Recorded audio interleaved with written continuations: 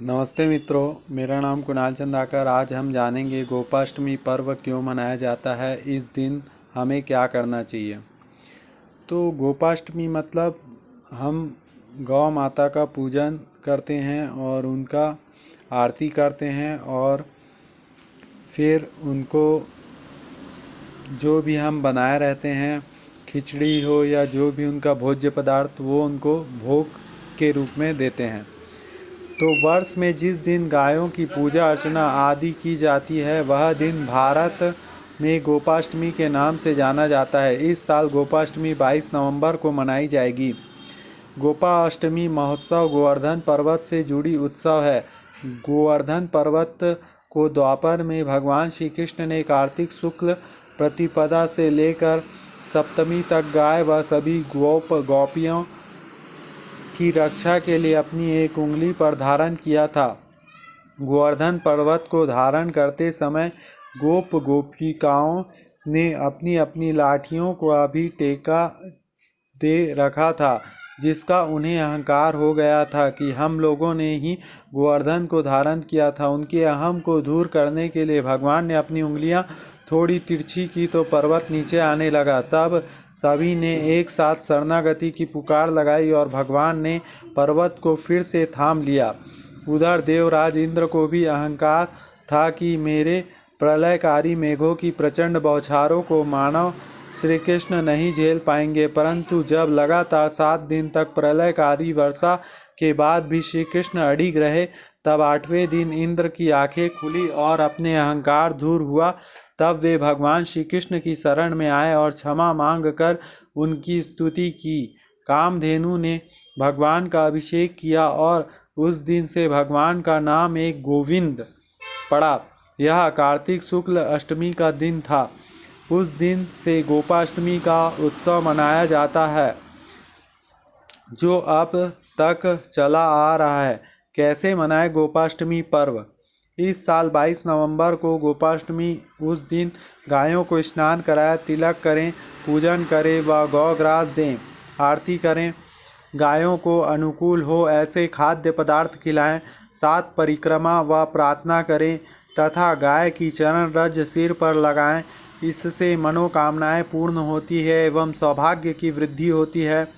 गोपाष्टमी के दिन सायंकाल गाय चराकर जब वापस आए तो उस समय भी उनका आतिथ्य अभिवादन और पंचोपचार पूजन करके उन्हें कुछ खिलाएं और उनकी चरण रज को मस्तक पर धारण करें।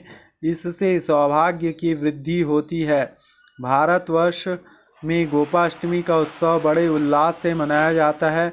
विशेषकर गौशालाओं तथा पिंजरापोला के लिए यह बड़े महत्व का उत्सव है। इस दिन गौशालाएं में एक मेला जैसे लग जाती है। गौ कीर्तन यात्राएं निकाली जाती है। यह घर घर पे गांव-गांव में मनाया जाने वाला उत्सव है। इस दिन गांव-गांव में भंडारे किए जाते हैं। विश्व के वरदान स्वरूप गौ पालन। देसी गाय का दूध, घी, गोबर व गौमूत्र संपूर्ण मानव जाति के लिए वरदान स्वरूप है एवं लक्ष्मी का स्वरूप है। दूध स्मरण शक्ति स्फूर्तिवर्धक, विटामिन ए और भी विटामिन का स्रोत और रोग प्रतिकारक शक्ति से भरपूर है। घी ओज तेज प्रदान करता है, एंटीबायोटिक का काम करता है। इसी प्रकार गौमूत्र कफ व वायु के रोग, पेट व यकृत, लीवर आदि के रोग, जोड़ों के दर्द, गठिया, चर्म रोग आदि सभी रोगों के लिए उत्तम औषधि है। गाय के गोबर में कृमिनाशक शक्ति है। जिस घर में गोबर का लेपन होता है वहाँ हानिकारक जीवाणु प्रवेश नहीं कर सकते। पंचामृत व पंचगव्य का प्रयोग करके असाध्य रोगों से बचा जा सकता है। ये हमारे पाप ताप को दूर करते हैं। गाय से बहुमूल्य गौचरण की प्राप्ति होती है। देसी गाय के दर्शन एवं स्पर्श से पवित्रता आती है, पापों का नाश होता है। गौ धूली गाय की चरण रज का तिलक करने से भाग्य की रेखाएं बदल जाती है। स्कंद पुराण में गौ माता में सर्वतीर्थ और सभी देवताओं का निवास बताया गया है। गाय को घास देने वालों का कल्याण होता है। स्व कल्याण चाहने वाले गृहस्थों को गौ सेवा अवश्य करनी चाहिए, क्योंकि गौ सेवा में लगे हुए पुरुषों को धन संपत्ति, आरोग्य, संतान तथा मनुष्य जीवन को सुखकर बनाने वाले संपूर्ण साधन सहज ही प्राप्त होते हैं। विशेष ये सभी लाभ देसी गाय से ही प्राप्त होते हैं, जैसे कि होल्स्टीन से नहीं। और जो जर्सी गाय का दूध पीते हैं उनको कैंसर होता है, इसलिए देसी गाय का आप दूध पिएं, देसी गाय पालें। और देसी गाय बहुत ही महत्वपूर्ण है, आपको बता रहा हूँ। सोचो, यदि जो लोग गाय के गोबर को फेंक देते हैं, वो लोग सोचो कि लक्ष्मी को फेंक देते हैं। इसका मैं प्रत्यक्ष उदाहरण बता रहा हूँ। कई आश्रमों में मैंने जाके देखा है, जहाँ गौ पालते हैं वो लोग एक टैंक टाइप बनाए हैं जिसको गोबर गैस टैंक बोलते हैं। तो उसमें वो लोग गोबर को डालते हैं, जिससे वो गैस बनता है, जिससे कि 22 भाई लोग खाना बना के उससे खाते हैं। सोचो, वो गैस का पाइपलाइन गया है और वो गैस से खाना बनता है। तो क्यों ना सरकार इस ओर ध्यान दे।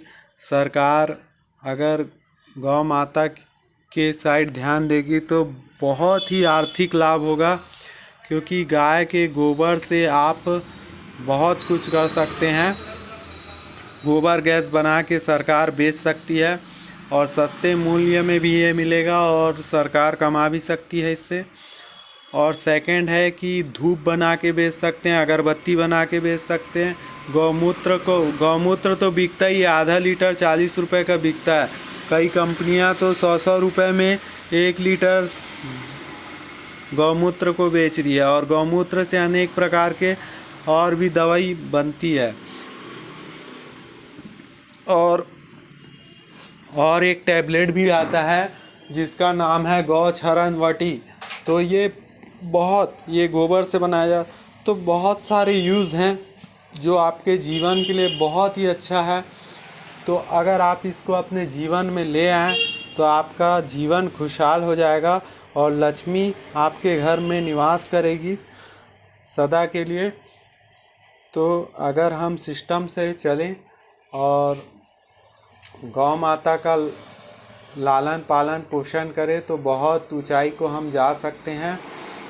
इस ओर सरकार को ध्यान देनी चाहिए। केंद्र सरकार हो या राज्य सरकार, सभी को गौ माता पर अगर ध्यान दे तो ये जो सरकारें दारू बेच रही है, दारू बेचना भूल जाएगी। इतना पैसा है गौ माता से, देखो उसका गाय का दूध बिकता है, घी बिकता है, दही बिकता है। गाय से क्या चीज़ नहीं मिल रहा है, उसके एक एक चीज़ काम आ रहा है। सोचो, गाय का गोबर भी बिक रहा है, गौमूत्र भी बिक रहा है, सब बिक रहा है। तो इसको समझो, गौ माता का मूल्य समझो। ऐसा नहीं, कई गांव वाले को मैं देखा हूँ क्या करते हैं, गाय जब तक दूध दी फिर उसको बाहर छोड़ देते हैं। फिर कोई कत्ल खाना ले जा रहा है, कोई कहीं भी ले जा रहा है। तो ऐसा नहीं करना, इससे आपको गौ हत्या का पाप लगेगा, मतलब ब्रह्म हत्या का पाप लगेगा, जो बहुत बड़ा पाप में गिना जाता है, महापाप बोलते हैं इसको। तो इसलिए आप गौ माता की महिमा को समझें। गौ माता एक हमारी धरती माँ है। गौ माता का खुर से धरती अटैच रहता है, ये साइंटिस्ट लोगों ने रिसर्च करके पाया है, जिसके कारण ये धरती टिकी हुई है। जिस दिन गौ माता नहीं बचेगी उस दिन धरती पूरा प्रलय हो जाएगा। तो इसलिए गौ माता की महिमा को समझें एवं उसका मतलब अच्छे उपयोग में लाएं। और गौ माता के सुगंध से बहुत सारी बीमारियां भी कटती है, और गोबर का जहाँ लिपा हुआ रहता है वहाँ बीमारियां, जीवाणु, कीटाणु, विषाणु नहीं रहते। और जो गौ धूप, अपन जो गौ चंदन मतलब जो धूप बनता है, उससे पूरे जिस रूम में आप धूप जलाएंगे वो रूम पूरा रोगाणु कीटाणु सब वहाँ नष्ट हो जाते हैं। तो इस मच्छर भी भग जाते हैं। तो बहुत ही अच्छा है, आप ये प्रयोग करें। ये नहीं कि आप रिलैक्स का अगरबत्ती ले ले, दुनिया भर का ले ले, इससे कुछ नहीं होने वाला। इससे आपको ही शरीर में दिक्कत आएगा, आप आयुर्वेदिक चीज़ों का यूज़ करें और अपना जीवन को उच्च बनाएं।